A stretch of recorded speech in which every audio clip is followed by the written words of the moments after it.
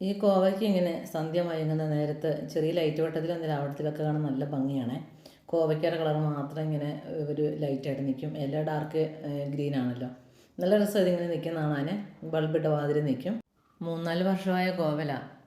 ഇടയ്ക്കിടയ്ക്കൊന്ന് prune ചെയ്ത് വിടും. നല്ലപോലെ ഒരാൾ പൊക്കത്തിൽ നിർത്തിയിട്ട് കുറ്റി നിർത്തിയിട്ട് മൊത്തം കട്ട് ചെയ്ത് വിടും. പിന്നെ നല്ലൊരു പൊട്ടി തളുത്ത് വരും. നല്ല നീളമുള്ള കോവയ്ക്ക ഇതേ നമ്മുടെ നാടൻ കോവല.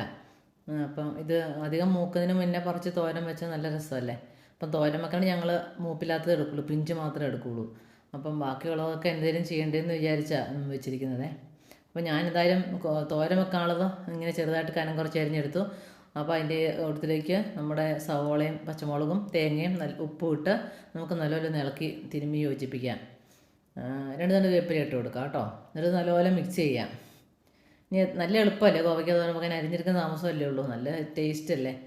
ഇനി ഒരു ടീസ്പൂൺ വെളിച്ചെണ്ണ ഒഴിച്ച് കടുക് ഇട്ട് ഇനി വേണേ ഒരു 2 വേപ്പില ഇട്ട് കഴിഞ്ഞാൽ നമ്മൾ ഇളക്കി യോജിപ്പിച്ച് വെച്ചേക്കുന്ന കോവയ്ക്കയുടെ ഇത് ഇട്ട് അങ്ങ് തട്ടിപ്പൊത്തി വെച്ചിരുന്ന ഒരു 10 മിനിറ്റ് ആവി വന്നു കഴിയുമ്പോഴത്തേനും നമ്മുടെ കോവയ്ക്ക തോരൻ റെഡിയായേ. വെള്ളമൊന്നും ഒഴിക്കണ്ട, ഇങ്ങനെ തട്ടിപ്പൊത്തി വെച്ച് തന്നെ എടുക്കണം, അതാ ടേസ്റ്റ് കേട്ടോ. അതിനെപ്പോഴും പറയാമല്ലോ, പച്ചക്കറി ഒരിക്കലും വെള്ളം ഒഴിച്ച് ഉപയോഗിക്കാതിരിക്കുകയാണ് രുചി. അപ്പോൾ ഇങ്ങനെ തട്ടിപ്പൊത്തി വെച്ച് 10 മിനിറ്റ് ഇരിക്കുമ്പോഴത്തേനും ഇത് വെന്തിട്ടുണ്ടാവും. ഇടയ്ക്ക് 1-2 പ്രാവശ്യം ഇളക്കിയിട്ടൊന്ന് മൂടി വെക്കാം കേട്ടോ. ഇനി ബാക്കി വന്ന കോവയ്ക്ക എല്ലാം കൂടെ ഞാനൊന്ന് ഉണങ്ങിയെടുത്ത് വെക്കാമെന്ന് വിചാരിച്ചത്. ഇതെങ്ങനെ ചെറുതായിട്ട് അരിഞ്ഞെടുക്കുന്നുണ്ട്. തീരെ കനം കുറയ്ക്കരുത്, എന്നാൽ വലിയ കനമാകാൻ പാടില്ല. അങ്ങനെ നമുക്ക് ചെരിച്ച് ഇങ്ങനെ അരിഞ്ഞെടുക്കാം കേട്ടോ. നമ്മുടെ ഈ കാറ്ററിങ്ങയിലൊക്കെ വറക്കാൻ അരിയില്ലെന്ന് പറഞ്ഞ മാതിരി ഒന്ന് അരിഞ്ഞെടുക്കാം. അതിലേക്ക് കുറച്ച് ഉപ്പും കുറച്ച് മുളക് പൊടിയും ചേർത്ത് കൊടുക്കാം. പച്ചമുളക് കൊണ്ടേ അതും വേണം ഇടാം, പച്ചമുളകിൻ്റെ ആവശ്യമില്ല കോവയ്ക്കയ്ക്ക്. അപ്പോൾ നമുക്ക് നല്ലപോലെ ഇളക്കി യോജിപ്പിക്കാം. ഇപ്പോൾ തന്നെ അടുപ്പിലോട്ട് വെക്കാം കേട്ടോ.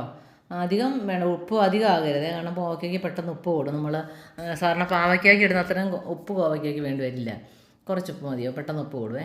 എന്നിട്ടിത് മൂടി വെക്കാതെ നല്ലപോലെ ഇളക്കി നല്ല തീയിൽ വെച്ചിരുന്ന് ഇളക്കിയിട്ട് വാട്ടിയെടുക്കണം. നല്ല അതിൻ്റെ വെള്ളമെല്ലാം ഇറങ്ങി പിന്നെ ആ വെള്ളം കളയേണ്ടി വരും, അതിൻ്റെ ടേസ്റ്റ് എല്ലാം പോകുമല്ലോ.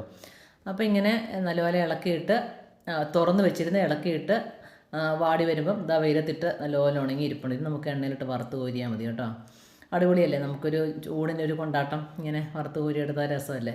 അപ്പം പിള്ളേർക്കൊക്കെ ആണെങ്കിലും പാവയ്ക്കതിനെക്കാട്ടിലും ഇഷ്ടം ഈ കോവയ്ക്ക കൊണ്ടാട്ടമായിരിക്കും കേട്ടോ. പൊതിക്ക് കൊണ്ടുപോകാനൊക്കെ ആണെങ്കിലും നല്ല രസമാണ്. അപ്പോൾ ഇങ്ങനെ കോവയ്ക്ക മിച്ചമുള്ളവർക്ക് ഇങ്ങനെ കൊണ്ടാട്ടം ഉണ്ടാക്കാൻ അറിയത്തില്ലാത്തവർ ഇങ്ങനെ ഒന്ന് ട്രൈ ചെയ്ത് നോക്കണം കേട്ടോ. ചിലർക്കല്ലോ എല്ലാവർക്കും തന്നെ അറിയായിരിക്കാം, പക്ഷെ കുറച്ച് പേർക്കൊക്കെ അറിയത്തില്ലാത്തതുകൊണ്ട് കോവയ്ക്ക കൊണ്ടാട്ടം എങ്ങനെയാണ് ഉണ്ടാക്കേണ്ടതെന്നുള്ളത്. ഇങ്ങനെ ട്രൈ ചെയ്ത് നോക്കണേ. Thank you.